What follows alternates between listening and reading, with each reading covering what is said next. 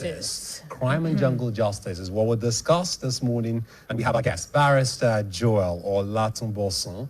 He is a legal practitioner and also an analyst. And today, we'll be discussing this burning topic together. Good morning and thank you for coming on the show. A very good morning to you, my dear brother. Great to have you as always. I'm glad. It's nice to always have you. That's the word. I love that. Yes, now we talked about, we've been talking even before you came about jungle justice. It's so sad that it's becoming so rampant in Africa and especially Nigeria and Cameroon. But as a barrister, what are your own thoughts on jungle justice as a whole? Well, thank you very much. Well, you see, when we talk about jungle justice, it has two precincts. It has two precincts. We were talking about jungle justice. Are we talking about mob action? Are we talking about collective violence? Are we actually talking about lynching, necklace lynching? Necklace lynching is when they use tire as a necklace to kill another person. That is one leg of jungle justice, but it does not end there. What about extrajudicial killing? It's also a jungle justice. Now, many times we make a mistake of attributing jungle justice to mob actions. Okay. Oh. We were talking about that before we had to We say it's as a result of illiteracy, ignorance, the hoodlums. But what about people who are literate, who are educated, who are supposed to be the custodians of the law?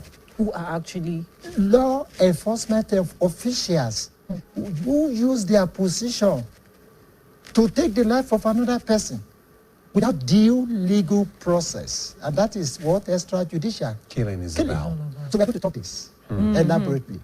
So if you now ask me, what is jungle justice? I need to wear the binocular of the mob. I also need to wear the binocular of the people in government as well. When you kill somebody in an unauthorized manner, it's a jungle justice. If it does not meet up with international standard, it is a jungle justice. Then how do I define jungle justice in my own little kind of way? I will define legal jungle justice as a process whereby people in their hundreds, they kill another person contrary to the provision of the Constitution in order to obtain justice. They think justice is for them.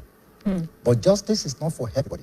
Justice belongs to the court because it is the court of law that can determine justice. And I wonder, you said it has to be, whatever justice is being meted out has to be in line with the international standard. But then you also mentioned the constitution of the country. So are we saying that all constitutions of all countries actually align with the international paradigm of whatever justice is? Of course. See, the word justice, we say ignorantia judicis, sed calamitas innocenti. Okay, that's a lot of Latin. Yeah, the ignorance of the judge is the calamity of the innocent. If you want justice, you can't give justice. I cannot give justice. We are not authorized to give justice. It is the court of justice. We call it court of justice. It is the court that can determine justice. Because justice has to do with the decision of the court. That is why we say jungle justice is a harmful, is a menace. It is a crime mechanism anyway. But people, the youth, they see it as a trusted language to communicate evil. People use it. Mobs use it. Government officials use it as a trusted language to communicate dastardly, bestial acts. But without due legal process. It is the court of law that can determine the word justice. That is why we say what justice of the Supreme Court of Nigeria, High Court of Justice. So if you want justice, it's not what we give. It is what the court will give. Then maybe I should define justice because people do not even know the concept of not understand the court. Please. In the popular case of Kalu versus the state, Okuta defined justice as a tripartite concept. Justice belongs to the accused. Justice belongs to the victims of the crime. And justice belongs to the society. How possible is that? Three faces. Yes, how do you give justice to those three people? Of course, let me begin to dissect it constitutionally. There's this we call in the section, according to section 36, subsection 1 of the 1999 Constitution of the Federal Republic of Nigeria, which states that anyone who is charged with criminal offense is presumed innocent until he is found guilty by the court of competent jurisdiction.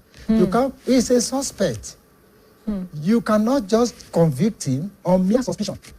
You cannot just convict him until what an individual will say.